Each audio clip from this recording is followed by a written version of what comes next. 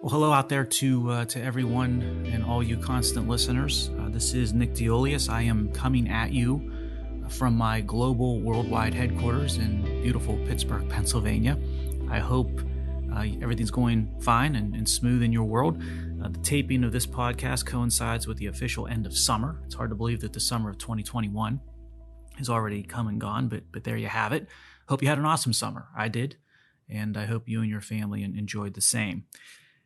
This episode of the Far Middle Podcast, which is episode number 16, is going to attempt to maintain, preserve that one trait that we had in the prior podcast, whether they were prior Far Middle podcasts talking about chapters in my upcoming book, The Leech, or whether it was last episode, number 15, where it was the first standalone Far Middle podcast that went about discussing a couple of topics and issues. And that theme or that trait is going to be the connecting of dots. I'm going to take 2 or 3 different issues that are out there today to speak about on this podcast, and then try to draw them together into sort of a coherent manner at the end of the podcast. And it brought to mind, when I was sort of preparing mentally for the podcast in this episode, brought to mind a favorite prior program documentary series that I just was obsessed with as a kid and watch it still to this day from time to time. And the series, the documentary series, was labeled or titled Connections. And interestingly, this wasn't a US or American program. This was from the BBC, so it was British. And the host was a gentleman by the name of James Burke, a scientist. And Connections, which I think ran 3 seasons, started in the late 70s, probably around 78 or 79. And if you watch these episodes, you get the immediate feel for sort of the 70s, from how James Burke is dressed in the different episodes to just the overall granularity of the film. It's a pretty cool series to go back in time and watch. But the whole premise of the episodes, and you can watch these episodes independently. You don't have to watch them sequentially or season 1 and season 2. You can watch them all individually. The beauty, or one of the beauties of Connections, was that it stood on its own, episode by episode, independently. But if you'd watch these episodes, what he would do he would start the episode with a technological innovation or 2 of the modern day. So he would show a jet airliner, or he would show a computer or something like that. And then he would start the episode and the story going back hundreds, or in some instances, thousands of years prior to modern day, and talking about individual technological advancements and developments, or revolutionary breakthroughs, and then linking each of these individual pieces from way back in history to the next thing and to the next thing. So this invention spurred or catalyzed the new creation, which then further spurred a further development, and so on. And over the course of the hour or so, he told the story of how one thing led to another, sometimes intended consequences, sometimes unintended consequences, and ultimately it led to the modern day innovation that he started the episode with, whether it was the jet airliner or the computer or whatever it was for that episode. And the point that he was making, besides it being richly entertaining when you tell the story that way, I think the point that he was making across all the individual episodes and across all the multi-seasons of Connections, James Burke was basically saying that if you take the modern day, you really can't look at any piece of it in a vacuum, by itself, in isolation. Instead, when you look at the modern world and you look at today, it consists of a bunch of interconnected events. And basically that goes back to this theme of connecting dots. So again, whether it's the overall theme of the upcoming book, The Leech, and how these look to be separate issues of, say, the Federal Reserve or academia, or what's going on with respect to leadership in areas of our country or urban areas and so on, they are all in some ways interrelated, especially when it comes to the consequences, intended or unintended, that they spur. Same issue with technology, and I think that's the point that James Burke was making with Connections. So give it a look on maybe a view on YouTube or however you stream. Check out Connections by James Burke. I've got a season or 2 on DVD. Yes, I still watch and view DVDs. I've got a DVD collection of movies and documentaries like Connections. And also, of course, Twitter, if you want to follow me, if you dare to follow me on Twitter, at Nick Diolius, website, nickdiolius.com. Please check into it from time to time. Have been adding content I hope you find it interesting if you invest the time to give it a read. So one of the issues I want to bring up on this podcast for the far middle is just an overarching view on where we're at with respect to culture, and specifically when it comes to culture and culture of work. Someone I ran into a couple of days back that was perusing through the website, had listened actually to a couple podcasts, said, I didn't realize you were such an intellectual, Nick. And I sort of looked at the individual and said, intellectual? Why would you ever, call me an intellectual? I almost took it as a bit of an insult.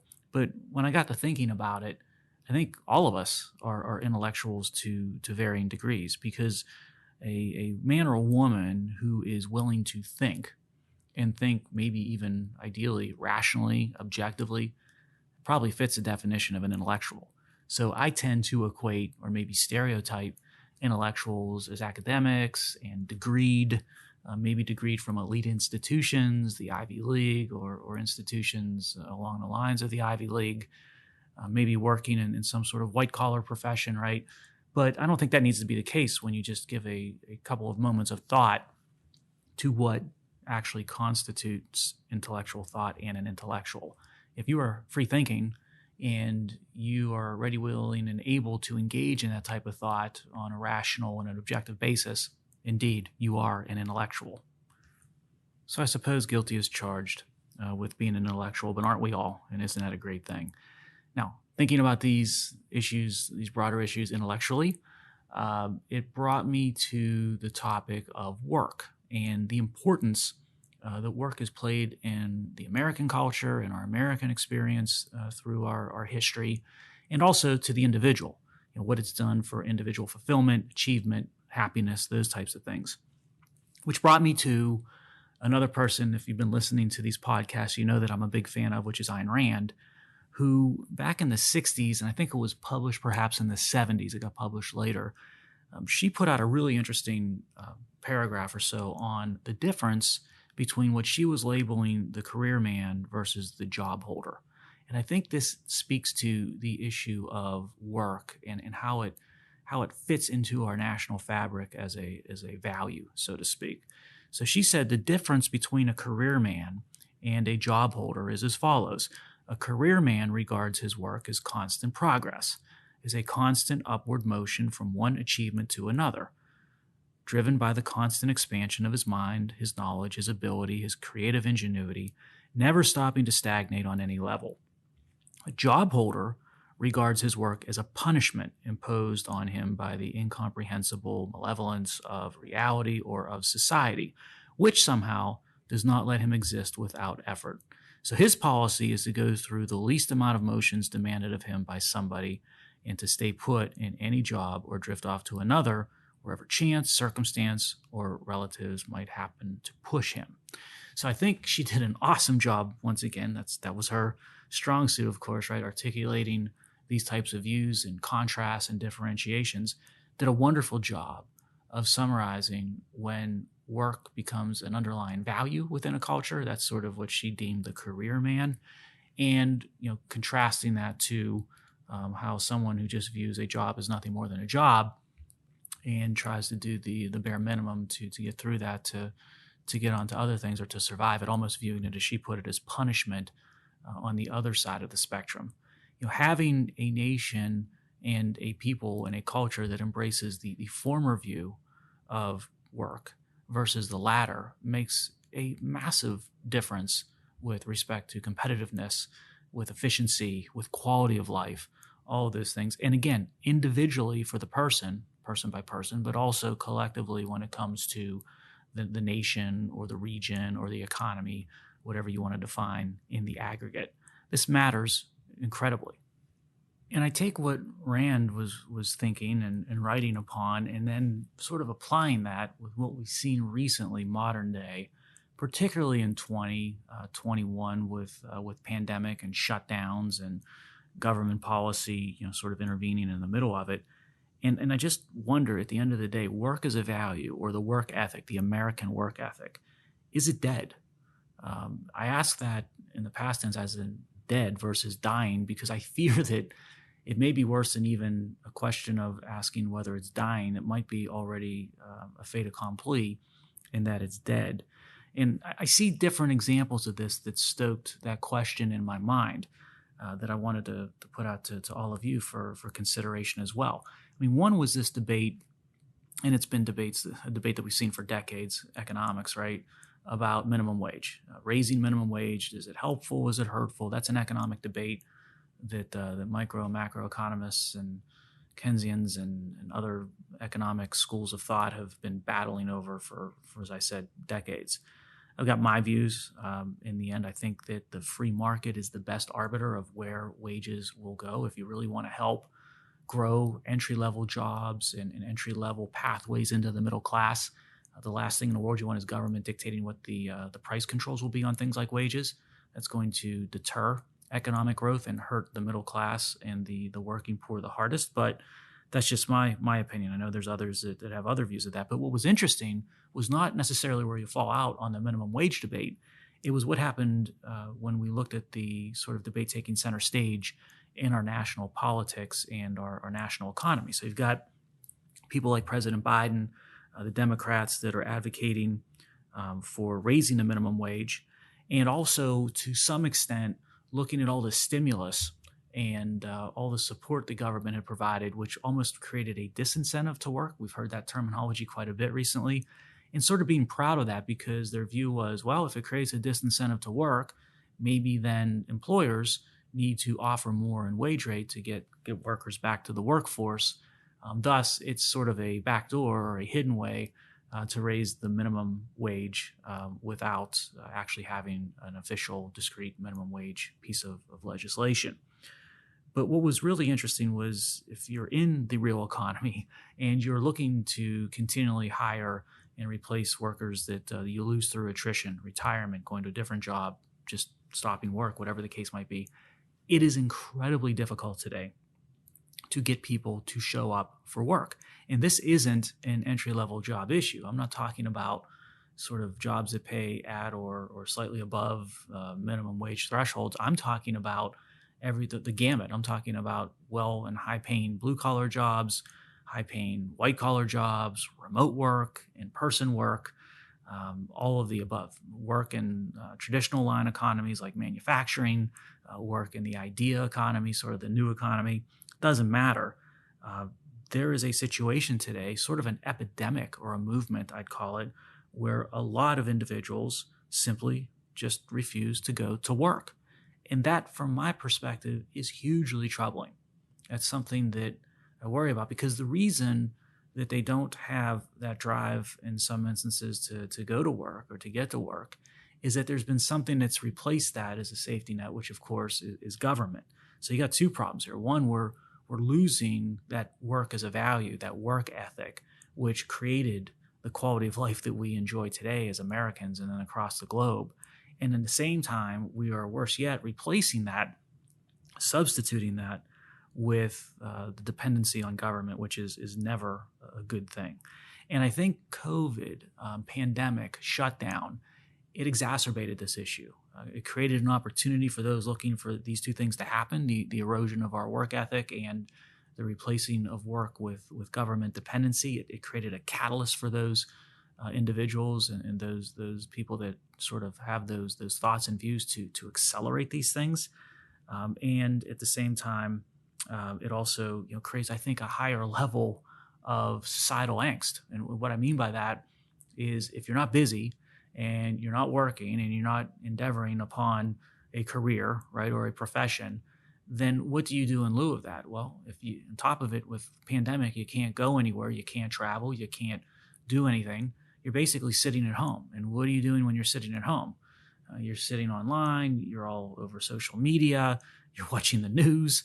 You take social media, online, news, and you add them all together in sort of a all waking hours type of an environment 7 days a week, it's going to give you a negative outlook and it's going to be a demotivator for achievement. And in the end, it's going to increase the overall threshold of societal angst to the point where, things start to break down. And I think we've started to see some of that, whether you look at safety statistics, whether you look at certain economic statistics, and just whether you look at the overall sense of where we are as a people, as a nation.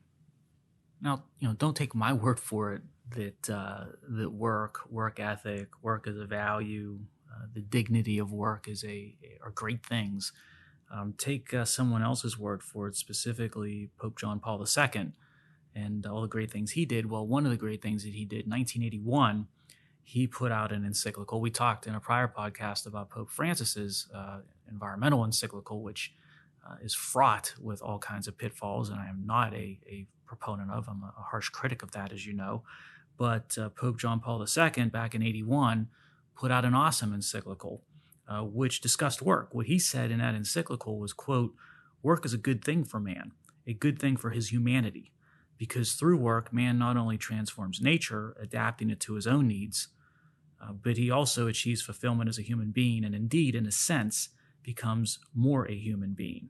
How true. And what I really love within that little excerpt I just quoted from Pope John Paul II was when he said, because through work, man not only transforms nature, adapting it to his own needs.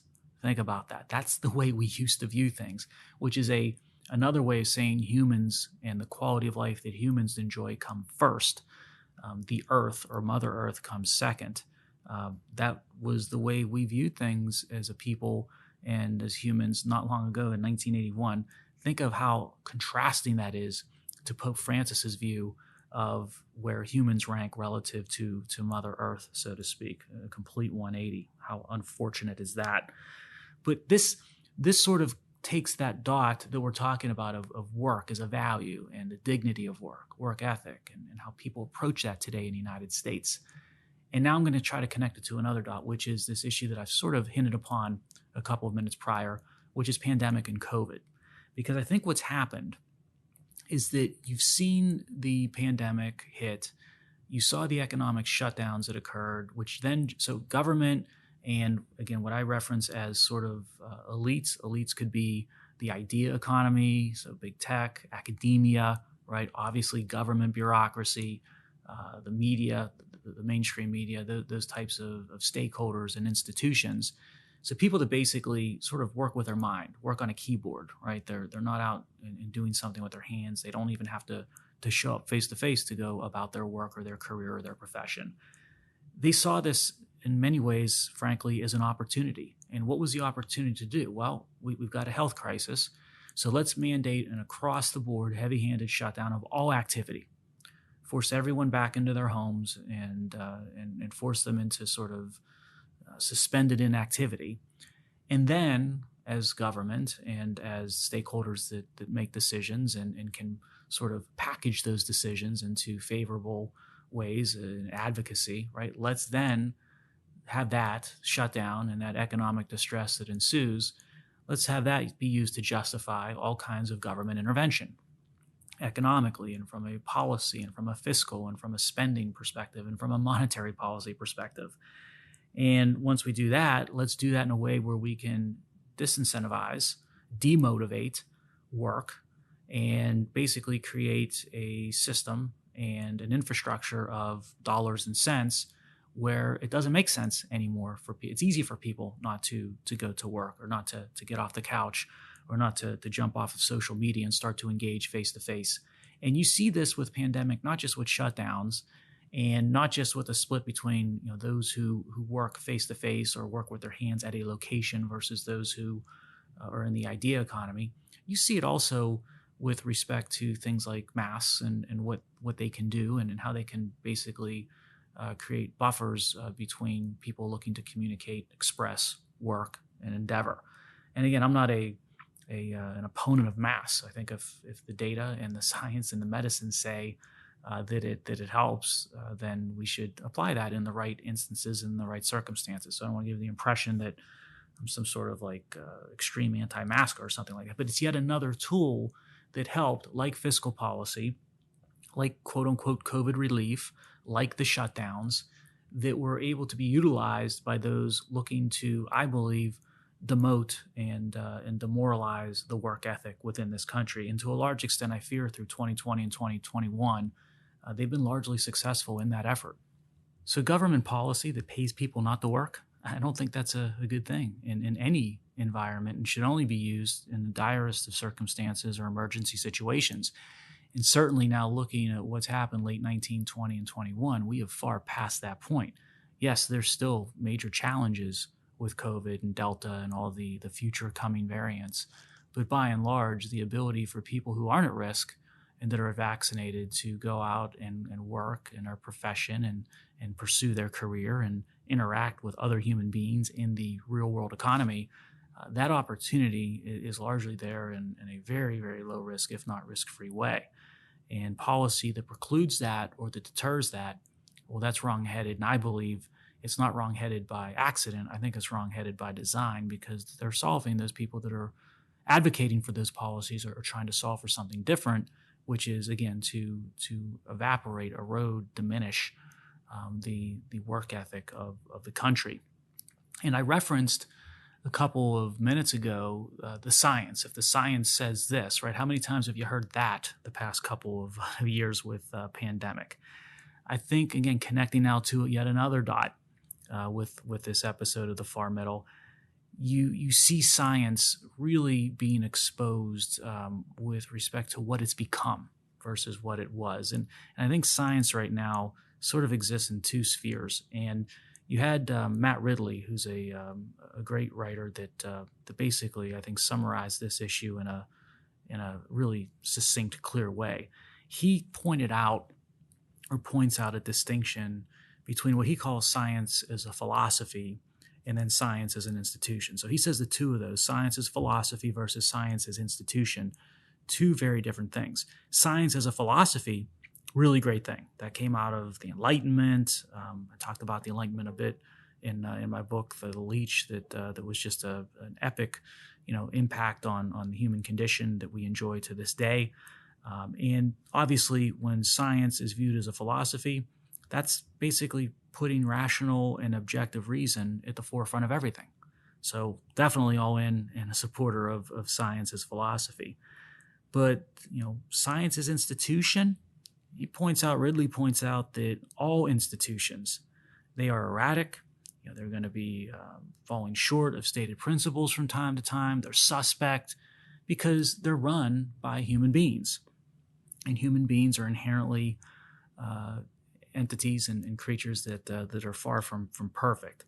So what he saw happening, and I agree with him on this, is that this COVID situation and the shutdown and what to do with masks and what to do with vaccines and boosters and variants and who's at risk and who's not, and all these debates that we've seen ensued, it basically has put science and definitely put it to the fore, but put it to the fore of everyone's eyes and ears, where you're seeing this split real time. You're seeing the science as a philosophy sort of being pushed down, submerged, subsumed by mainstream media, by academia, by bureaucrats in government that are looking for certain outcomes and social designs, and science as an institution, right, being elevated.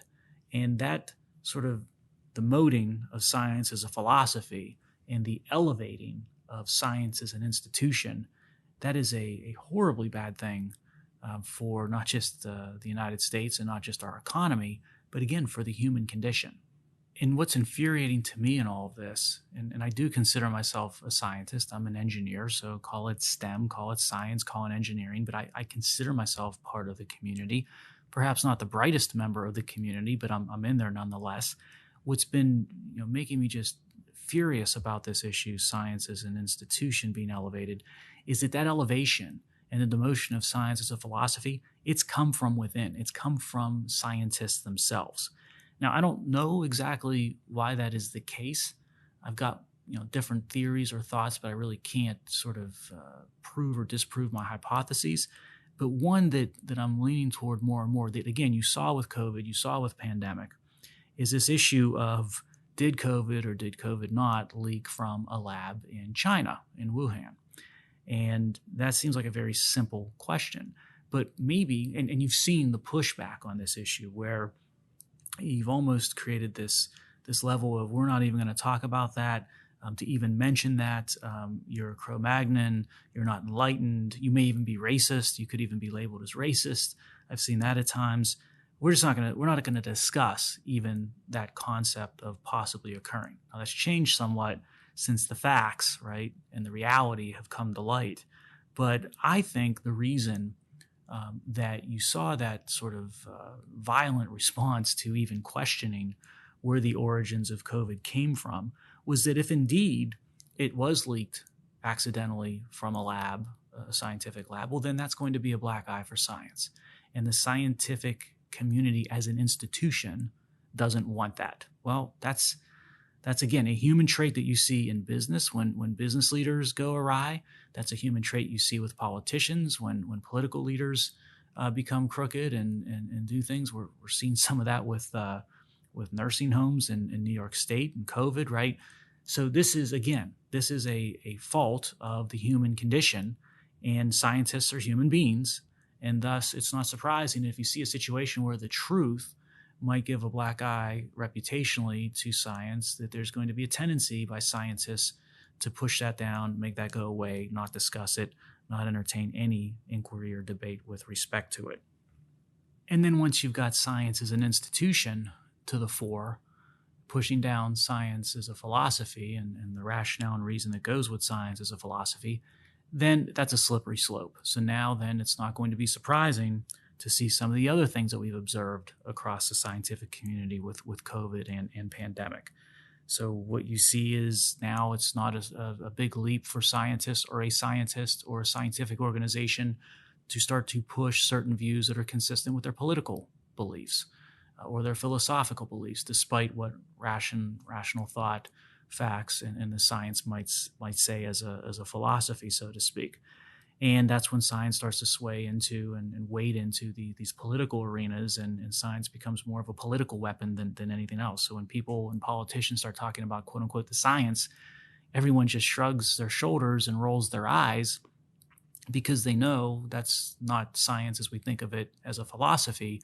That's science being abused, utilized, depending on your view, as an institution, as a political tool. And you see this also beyond COVID, of course. You see it with climate.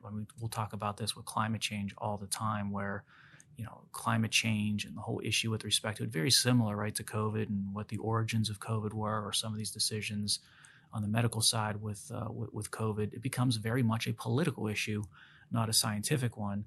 And that does great harm to the reputation of scientists and the scientific community.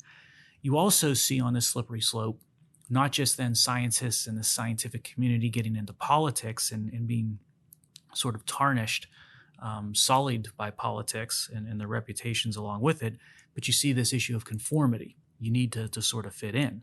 And from my perspective, I've talked about this before, I think, with you on prior podcasts.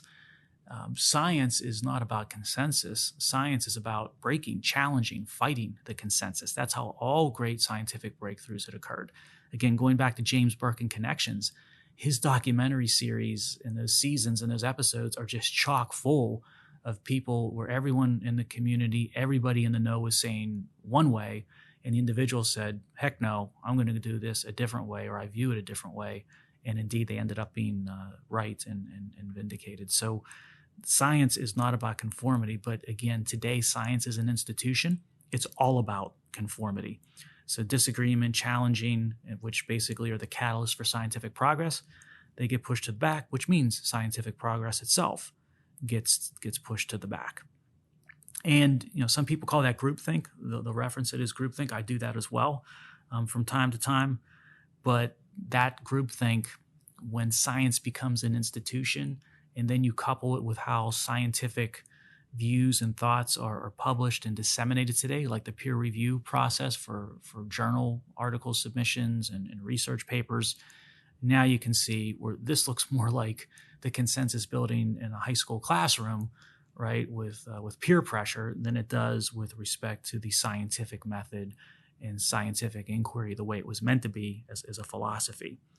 And I think one of the best examples of this that you saw with COVID in the pandemic was when I want to say it was back in February, maybe March, a bit earlier this year. You had one of those famous institutions that are notorious for elevating science as an institution versus a philosophy. The World Health Organization, how much dirt on their hands do they have coming off of COVID over the past couple of years? But so you had the World Health Organization put together a group of a dozen or so scientists from the West. They went to China in February. They met with about a dozen or so Chinese scientists, and they did their studies. They met, they had their discussions, and they come out jointly at a press conference, and they said and pronounced to the world that this whole idea that COVID came out of a lab or leaked from a lab, I think the term they used, they labeled as extremely unlikely. And while they were labeling that extremely unlikely, you had Taiwanese scientists that were dealing with COVID as a crisis in very early, I want to say 2020. And they were saying that this looks like something very different. And not only that, we think it's a major epidemic because this human-to-human transmission is real. What did the World Health Organization say? You're from Taiwan, and not gonna consider what your thoughts are. So again, that's what happens when science becomes impacted by, takes its tune from politics and bureaucrats. Bad things happen.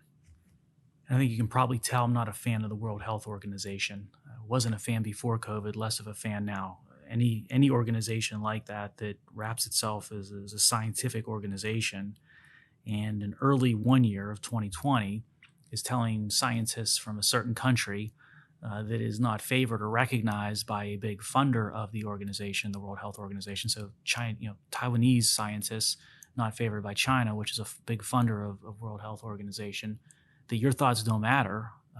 That becomes not just problematic from a philosophical approach of science and scientific rationale and reason. It's resulted in God knows how many avoidable deaths over the world because of the delay mechanism of not getting a handle on this sooner rather than later. And then a year later, if you're looking at what's going on in early 21, that same institution invites again a team of Western scientists with Chinese scientists, and they come out and they suddenly proclaim that it's extremely unlikely that this came from a lab in Wuhan.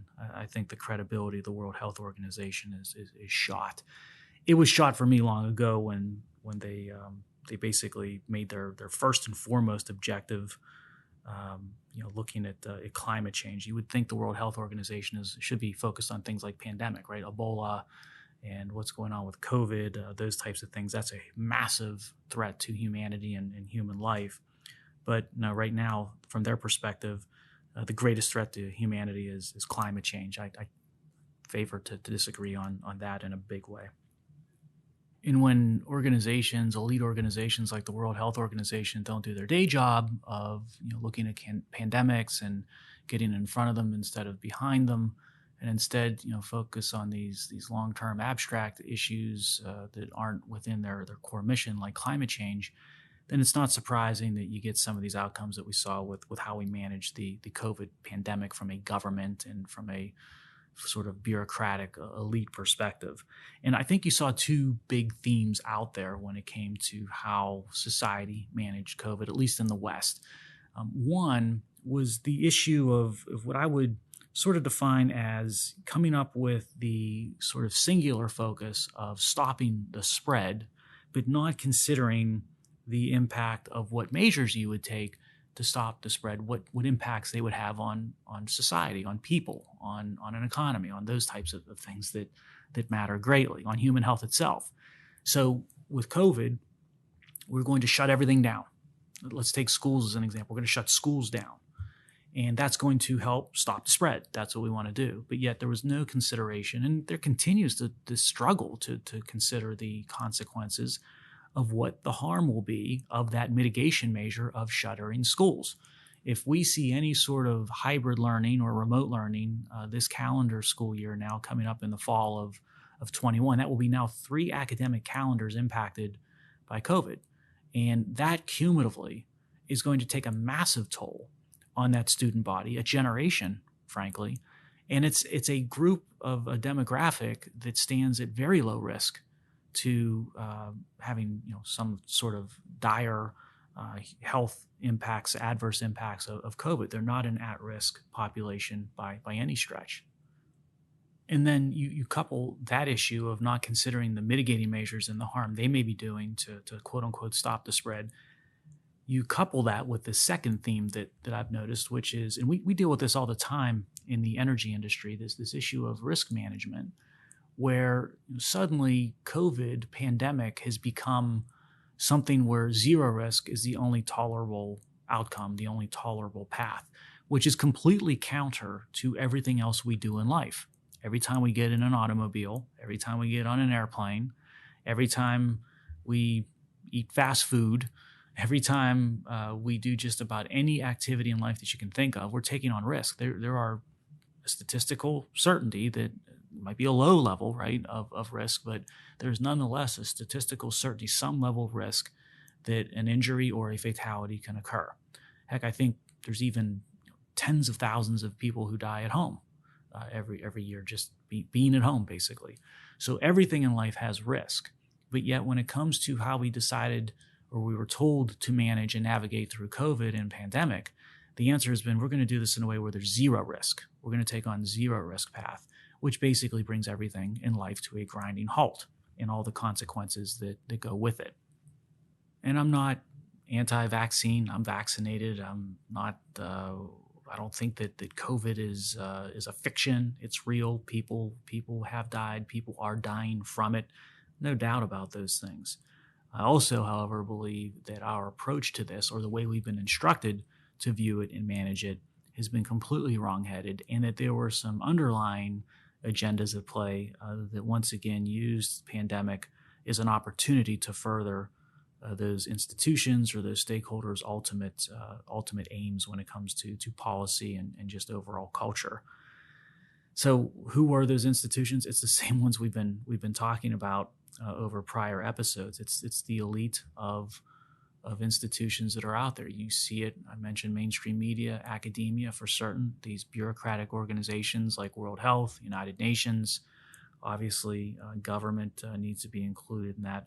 But what you see when those stakeholders and institutions start to elevate science as an institution and they politicize science, well, now what you get into, not only is scientific progress deterred, not only do you come up with very inefficient, harmful ways to navigate something like a pandemic, well, now all of a sudden, before you know it, and this is one of the sort of hidden agendas, I believe, of these institutions. Now, all of a sudden, if you say what you think, and if you are scientifically inquisitive and you want to express opinion, all of a sudden now, when you say what you believe to be the truth, now you're at risk for being labeled something that's not a positive and basically being suppressed with respect to your thoughts and views.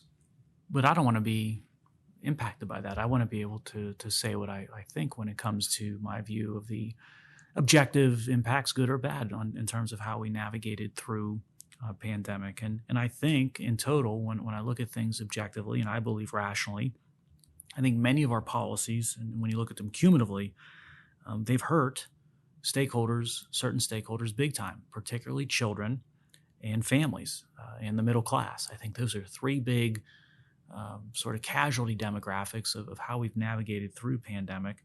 And worse yet, a lot of what we were aiming for with these draconian shutdowns and isolations and the different approaches we've taken, what we were aiming for, right, was to protect the at-risk, to protect the vulnerable, particularly the elderly.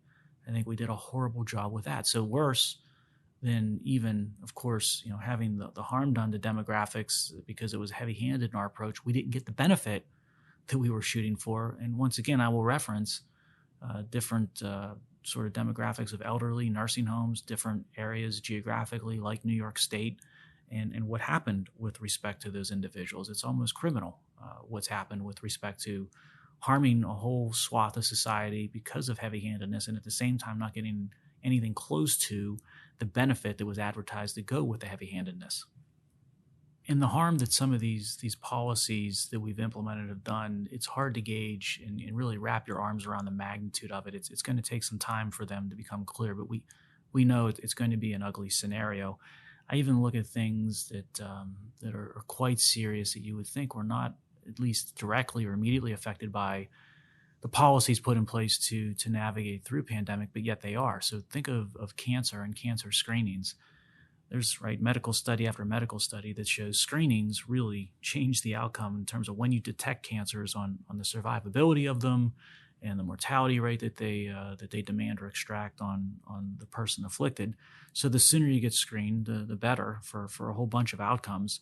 But if you took the data and the science, again, that we saw when it comes to cancer screenings and how that can be preventative in a good way, and then you superimpose that and look at the price of not screening to the time that we had shutdowns where basically you couldn't go do your preventative medicine and get your physicals and do your screenings, there's probably going to be close to 1 million new cancer cases over a 9-month period that went undetected. So that's a huge price to pay when it comes to the types of policies that we've embraced to navigate through COVID. And again, with little benefit on the back end of trying to protect the most vulnerable in society.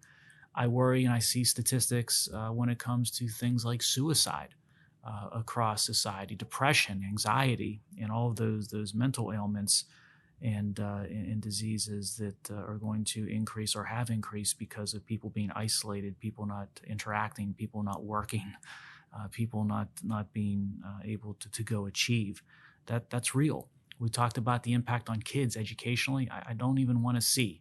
As you know, I've been very concerned about where math proficiency, reading proficiency, science proficiency, language proficiency sits with middle schoolers, high schoolers across the public school system in the United States, particularly in urban areas for working middle class, for poor kids from socioeconomic underserved communities. They're abysmal. That was before pandemic, before 2 calendar school years for sure, maybe, God forbid, a third coming up here that are affected by not having in-person learning. What are we doing to that generation of kids? That's our future. And to think of the cumulative impact they've had to shoulder because of this and what was already a bad situation when it comes to proficiency levels across these key skill sets academically, it's almost criminal what we've done to those kids. And then I think we want to think of unemployment and the economy being shuttered more economically, GDP and dollars and net wealth, that type of thing. And that stuff's real, and I'm tied into that and watch that very closely. That does improve the human condition. That's important stuff, no doubt. But there's also, going back to that first thought that we laid out there in this podcast, work as a virtue. Work as dignity, work as a value.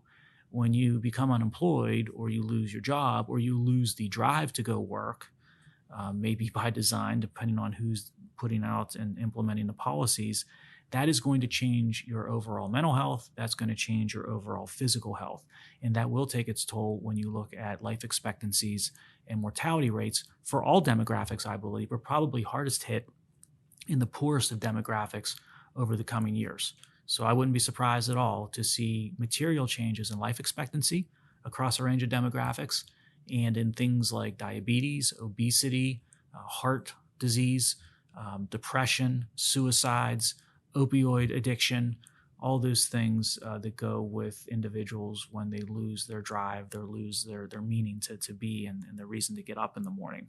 Those are all foreseeable, and those are all tangible impacts of the way that we've heavy-handedly navigated through pandemic and through COVID.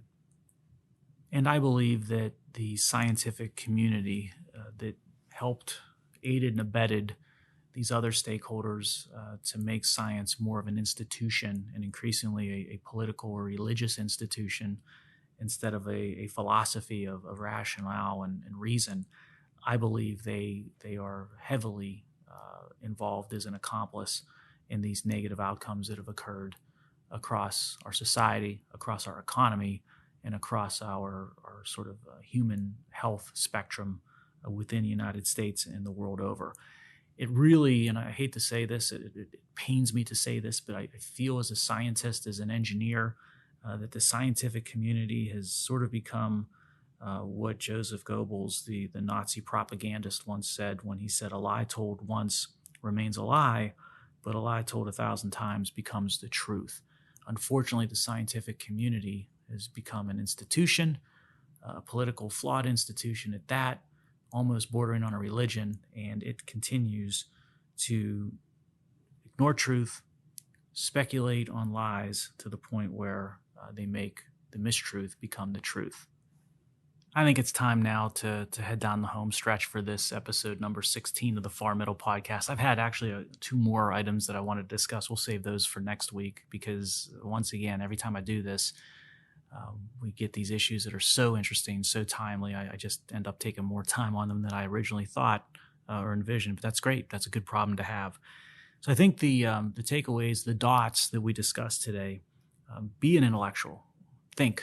Right? If you think you are an intellectual, everybody should strive to be an intellectual. Continue to think. Be that career woman, that career man that Ayn Rand spoke about in a brightened way, and what that does for you in terms of pursuing interests and developing, expanding your horizons. Embrace that American work ethic. Work is a virtue. Work is dignity. If you don't have work in your life, you're going to be lacking for a lot that you can achieve with respect to your potential. Embrace science as a philosophy, not science as an institution. So fight whenever you see science acting as an institution or a religion. Fortify, embrace, encourage science when you see it being practiced as a philosophy and rationale and reason coming to the fore of the scientific method. Speak your mind. Challenge those elite stakeholders, right, when they're trying to make science the institution that it's rapidly becoming, when it's trying to erode the American work ethic, when they don't want you to be the intellectual, they just want you to do what they tell you to do. It doesn't matter if it's big tech. It doesn't matter if it's mainstream media. It doesn't matter if it's the government bureaucrat. It doesn't matter if it's academia. You're as intellectual as any of them. You got your right to think what you do and have science sort of be your navigator when you go about that thought journey. And get out there and achieve. I mean, this is a serious time, no doubt, with respect to COVID. It's real, but you need to get out there. You need to achieve. I'd ask you to consider to get vaccinated, and I would obviously encourage you to protect your at-risk loved ones to the best extent that you can. So be smart about it. But if you're smart about it and you're looking at the risk-reward analysis, it definitely pays to get out there and to interact and achieve and go create value. I hope you enjoyed episode 16. And if it leaves you for wanting a bit more, don't worry, because before you know it, we'll be back to you talking on the subjects and the dots for episode 17. I hope I did in this episode James Burke, the great James Burke of Connections fame. I hope I did him right, made him proud. But till then, I'll talk to you soon and see you on episode 17.